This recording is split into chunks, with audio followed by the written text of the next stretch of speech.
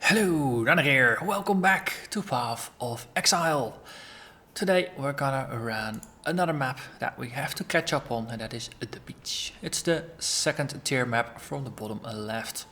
Monsters have more cold resistance and they gain a power charge every 20 seconds.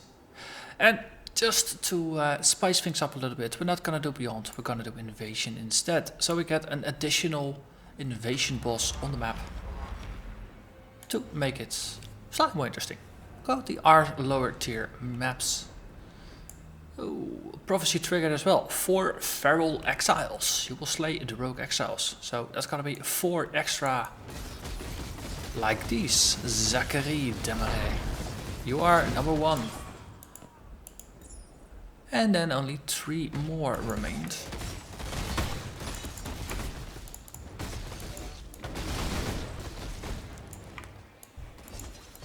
See if this is a wide map or a narrow map. Cool. From the looks of it, this is like a coastal sandy version of the Paradise Treasure Island.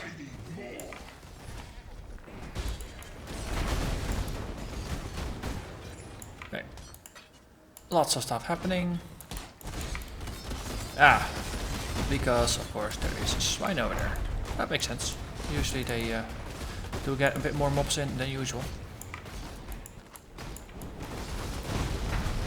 So there will be of course a bit more action than usual. 4 exiles means we will be encountering them rather frequently. What's in the box? Oh, guided by a rogue exile, +5 chest level. That's pretty nice. That's gonna be a level 74 strongbox. That's got me intrigued. Also gonna put down the box. A trap is set. Oh. A lure is placed, but stronger foes lie in wait.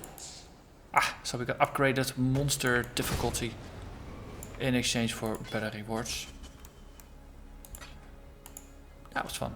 I cashed in all my silver coins before doing this, so we are just loaded up to the roof on prophecies, which have a habit of just triggering randomly all at once. Let's double check. We didn't leave any mobs behind. Nope. Now we can push forward.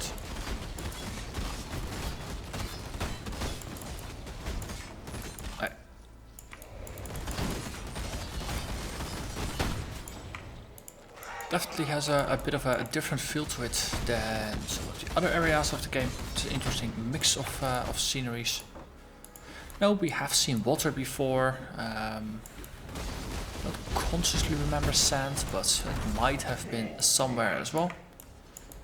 This is just wood from the thicket or something like that, but contrasted with the sand, it obviously looks a bit different. So I do like what they've done with the area. Hello there, Blue Slink. What are you doing today? No, let's just stand on this side, then we can just forcefully kill it from one angle. Go you.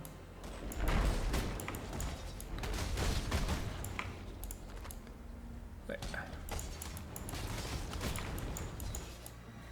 Ooh, there is a ghost here. It's bound to possess something if we just push it. Yes, there is a rogue there, or a rogue exile.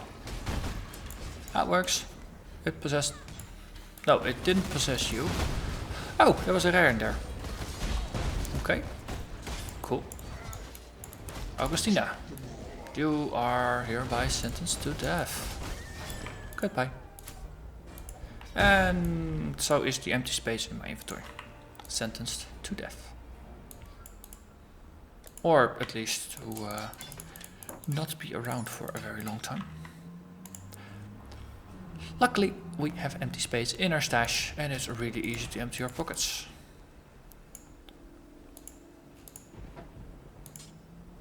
Okay.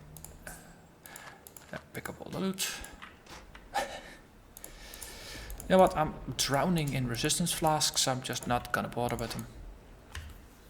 Now, once you got 4 or 5 in your stash, then for each of those flasks, then you kind of have enough.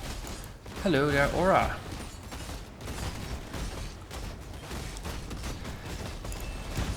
Let's just dodge your attacks a little bit. Crimson Jewel, Lapis Amulet, some Necro Silks. Yep. Shuffle this, pick up the dagger, and then... Actually, we'll pick up this one, and then we move back to town, empty our pockets, move forward.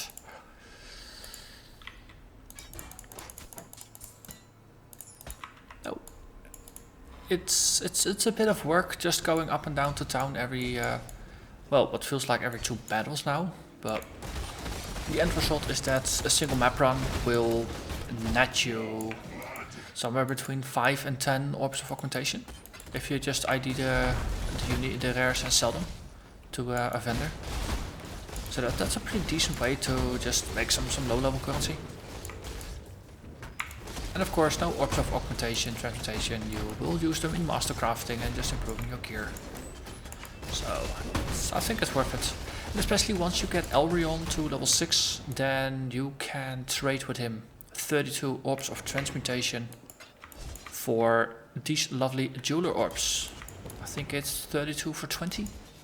So 32 orbs of alteration for 20 jeweler orbs. Which is pretty darn useful. And once you start drowning in that, there are more recipes to do with it, to turn those into the other kind of useful thing. Hello there, Order of the Frozen Sky. And then we say goodbye. Bobblehead, Proxy Shield. And there we got Black Bladebank Guardian. That is the boss here, and I'm really happy. I was just standing at a distance here while it was trying to murder my golem, because it succeeded in murdering my golem, and I was really happy I wasn't standing in the middle of that insane rain of fire. Also, there's an arena here, just halfway through the level. That feels weird. And we have a Zana standing outside. So good. So I think we will do the boss fight first. Bit weird, but we'll do the boss fight first, and then we'll have a chat with Zana. It's interesting. We just did a Jungle Valley which had a Zana, and now we get another Zana. It's almost as if the Shaper quest triggers Zana to spawn more often in maps, which I'm not complaining about. So, boss fight. What would it be? I have no idea. We shall see. So, these are just regular blue mobs. Okay. Oh, fitting. Glaze. A counterpart for the Frosthood in Act 1. Always forget his name. But you know who I mean. Good thing is, of course, we have a flask that prevents us from getting frozen. So in this case, you just keep that one up and we're happy. And, well, that's a bunch of loot. Ready to go back to the beach. And we still have more than 50 mobs remaining. But let's empty our pockets, then do the Zana mission. And then see how much portals we have left. Do it like that. Yeah, fits exactly. So we got 2 portals remaining after this. It's gonna be a squeeze. Hello, Zana. These worlds are becoming increasingly unstable and unsafe, and it isn't slowing down. Let's get to work. There's a horde of corrupted horrors out there, and they're starting to spread rapidly. I need you to cull them before they grow beyond our control. Okay, so we go from the beach to the Strand, which actually Strand... Nothing good washes up on this dark shore. ...is actually the Dutch word for beach. Though we pronounce it as Strand rather than Strand. So there's a little bit of an interesting coincidence.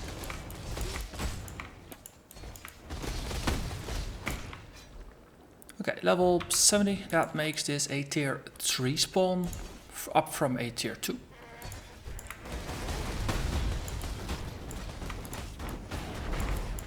And it's basically just a beach, but by night.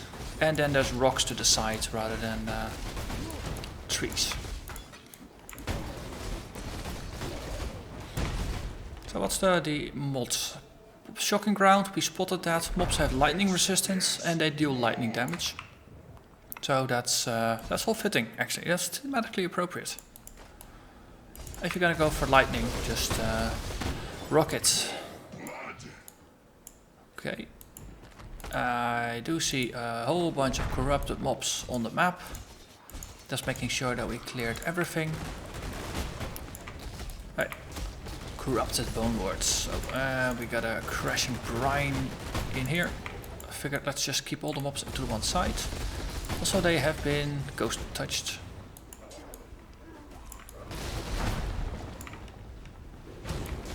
Ah yeah, there's the ghost. Right. Oh, good, it possessed something.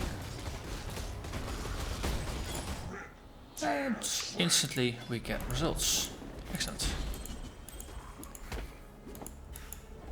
Okay, all of you.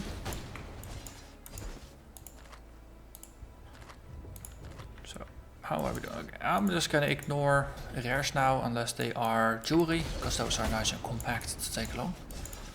And everything else is just gonna remain here. No, because we are low on portals already, we already grabbed a bunch of stuff. And the logistics of getting loot out of a map inside of a map means you have to go to two portals. And, it just gets slightly annoying. Okay. So far so good. Let's just reposition a little bit. So we get some water elementals here. Taking a bit more damage, but of course that's because they are shooting fireballs at us, and as we have learned, elemental damage is something that's, well, actually relevant now. And I'm still shocked to discover that as well, but hey, new reality is new reality, so we adapt it. Yeah, it just needs a little bit of time to sink in. Okay. Bunch of these. Might be the final pack, or maybe there's one more pack after this. Okay, I'm standing in shocking stuff. You drinking a anti-shock flask doesn't really help. Yes, I exchanged one of the regular healings for a sulfur flask with shock removal. I am not really drinking the flasks anymore.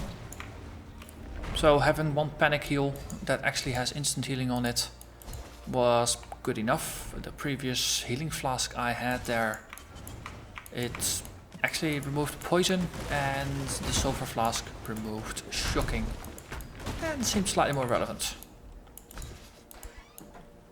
So the damage bonus from a sulfur flask is of course nice to have. The health regen over time is nice to have. Oh, actually, it does remove shocking ground for the duration of you standing in it. Oh, and I wasn't gonna pick up any more stuff besides currency and jewelry. So what are you? More items contained, stream of monsters, random curse, firestorm. Okay, put out a portal. Remember, this is curse removal, and we murder. Ooh, this is gonna explode. This is gonna be funny.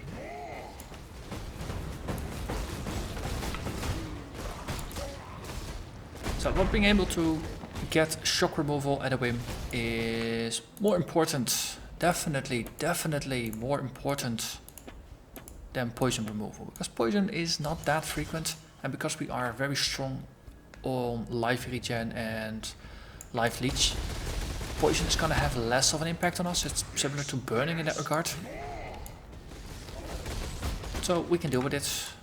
Bleeding, there's no, the most annoying debuffs in the game are bleeding, or some variation of that, no corrupting blood, things like that.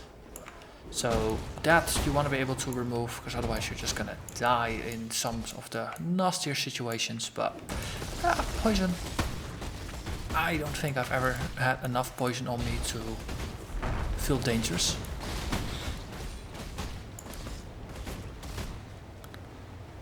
Okay.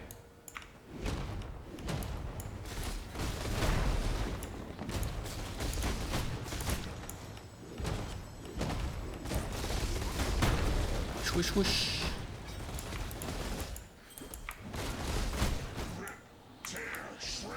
Okay, there's a shrine up there. Have to be careful here for a bit. Regen. Golem. Ooh, there's some rares in there, plus these brine coming in from the side. Let's clear them out. Oh yeah, one thing to keep in mind, of course, they all do bonus lightning damage. So on top of their already interesting amounts of fire damage, they also do lightning damage. So, and I think I'm more or less just overflowing on scrolls, that's good. Okay, a resummon our golem. We move on. Split. After all this time, still so satisfying to explode the mobs. And there's the corrupted stuff to the south. Wipe the final pack of it.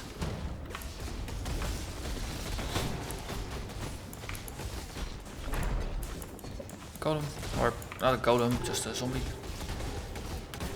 And there is the last one. Okay, 12 mobs remaining, so we are very close to the boss fight as well. And we haven't found a fragment yet. That's intriguing. Okay, an arena. Is that gonna be a hillock or something? Wait, how many of these are there? Nasir or Marche. He seems big, like hillock, but not a zombie. So what the heck is that big aura thing? Guard archers.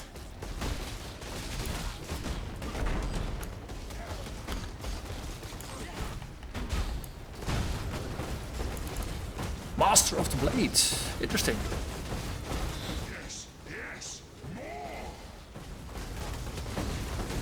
Okay, there's all kinds of stuff flashing about. In the end, I don't think it really has an impact though. Mache, you're down. Okay. Interesting. What about this from? Is that an arrow or something that just didn't explode? Looks pretty... So I'm seeing some kind of parallel here to the fight with the bandits. Now you got Oak, big birdie. You got Kraten, who is like a master of the blade. He's flashy, but there's no Alira. So wonder what's up with that. So we are full, so we might as well just go out. We don't talk to Zana. Instead, we just portal back to the hideout. We use our nearly last portal. Yeah, see. Empty your pockets here. And we go back for the boss loot, and then we push forward. See what else there's in the map. Because we got one more portal remaining.